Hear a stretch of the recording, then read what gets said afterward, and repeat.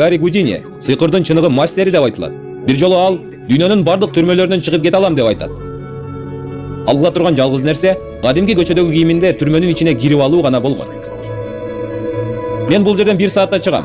Көйгөй жок, деди ал. Түштүк тараптагы таң калыштуу бир эски түрмө Гудининин чакырыгын угат жана чакыруусун кабыл алышат. Окуя болор күн да келди. Сыртта абдан көп адамдар чогулушту. Өзүнө өтө ишенимдүү болгон Гудини түз эле түрмөгө, өзүнүн капасына кирди. Жана алар анын артынан темир эшиктерди жабышты. Гудини алгач күрмөсүн чечти. Андан соң ал кызыктай абалда өзүнүн курун чечти. Гудини эч кимге көрсөтпөй 10 жумдук өтө каттуу жана укмуштай ийилчээк болгон болот кесиндисин ишенимдүү түрдө бекитип алган эле. Андан кийин Гудини ишин баштады. 30 мүнөттөй убакыттан кийин Гудининин жүзүндөгү түрмөгө кирип бараткандагы ишенимдүүлүк жоголду. 1 сааттан кийин ал толук терге чөмүлдү. Ал эми 2 сааттан кийин Гудини жеңилди. Жана эшик алдында жыгылды. Андан соң эшик ачылды. Эмнеге ачылганын билесизби? Бул эшик эч качан жабылган эмес болчу. Бирок бул ишене албай турган нерсе, туурабы? Бул эшик жабылган эле.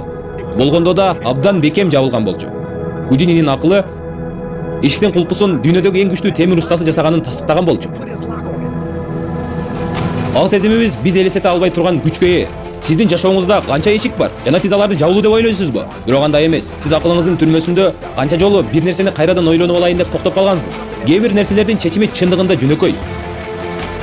Африканын байыркы бир макалы мындай дейт: ичиңде душман жок болсо, сырттагы душмандар бизди жаралай албайт. Сиздин акылыңыз бул сиз качандыр жолуга турчу эң чоң күч. Ал сизге жалгандарды айтат. Муну кыла албайсың дейт. Сен бул үчүн арналган эмессиң. Сен бул нерсеге жарабайсың. Сен уланта албайсың. Сага бир нерсе жетишпей жатат. Сен бул нерсени токтоткун дейт. Анын айткан пикирлерине ыраазычылык билдиришибиз жана андан ары жолду улантышыбыз керек. Себеби Гудини бизге жалгыз кулпуланган эшик бар экенин, ал эшик сиздин жеке акылыңызда экенин көрсөттү.